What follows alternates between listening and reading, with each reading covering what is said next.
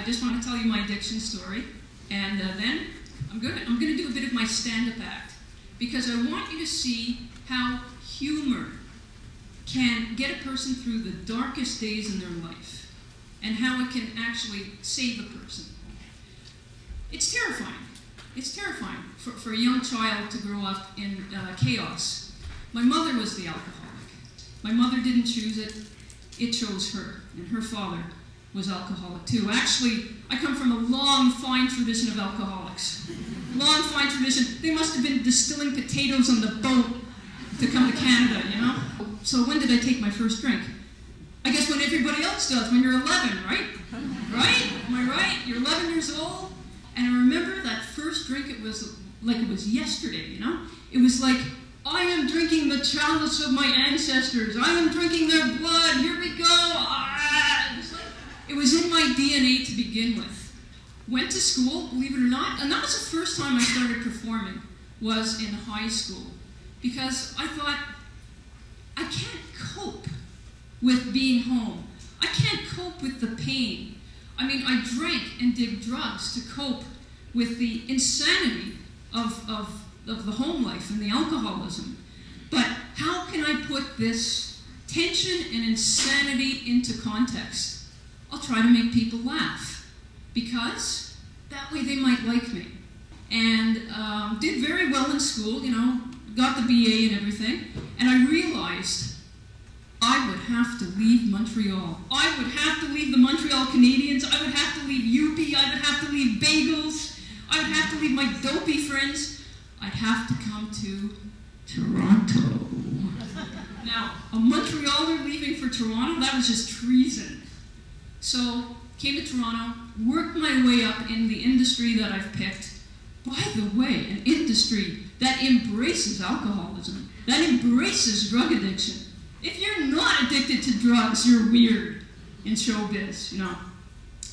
So, I was going through, the years and doing very well for myself, but I had this horrible, horrible secret, and that was I can't handle alcohol. You know, living in Toronto, I blamed everything on Toronto. Oh, this place, their bars close at 11 p.m. What is that? I came from a place where the bars closed at 3 a.m. Montreal, perfect breeding ground for a budding alcoholic. Beer and wine in corner stores. Hey! Hey! Hey! That's it. Toronto sucks. I'm blaming everything on Toronto. I am going to Showbiz Central. I am going to where the action is. That's it. I'm leaving and I'm going to Edmonton. I had 2 jobs. I was working as an associate producer for a science show, and then on the weekends I was working at the CTV affiliate.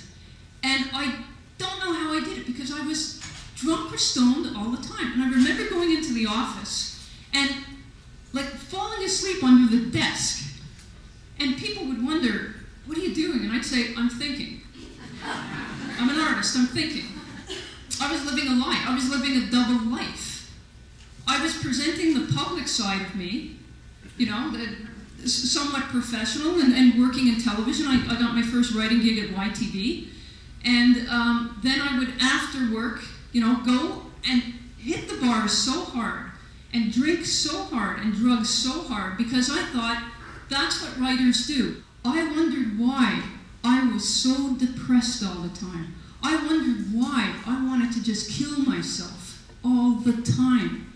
It never clued into me that maybe it's the alcohol and drugs. Maybe these substances that I turn to make me feel better are hitting me in the face. It's like a boomerang, you know? Bam! Just got hit in the head with it. Didn't know. Didn't put 2 and 2 together. I thought, before I put a gun to my head, maybe I should ask somebody for help. So I went in there. They took one look at me and they said, you need to go to the hospital.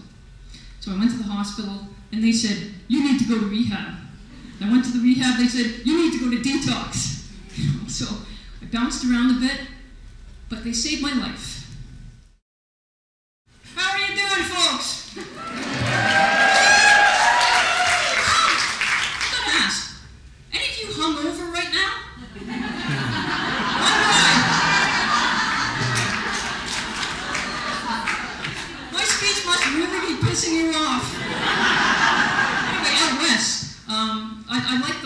newscasts up there comparing them with Toronto and Edmonton. You know, because like in Toronto, you'll get a dozen people were held hostage in a bank hold-up today in Metro. After a shootout with police, one robber was killed and the other seriously wounded. Whereas out west it would be, a moose got into Mrs. Owadchak's garden this afternoon. Police apprehended the beast as it nibbled on some rhubarb. Tragically, the moose had already enjoyed 3 zucchinis. A trust fund has been set up to help the family rebuild their shattered lives. And now with the weather, my ma. Oh, my knee hurts. It's gonna rain. Came back to Toronto. And, oh yeah, I was escaping a boyfriend. Do you ever do that?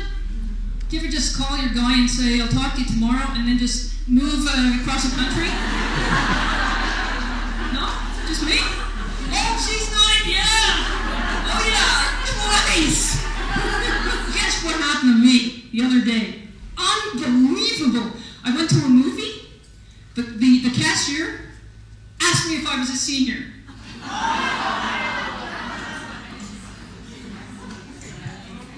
I was outraged. I was insulted. I got in for $8.50. I like getting older. I do, but the one thing about getting older that's tough is dating in midlife. Jim, God love him, a couple, 5 months ago, he took me on a trip to Paris.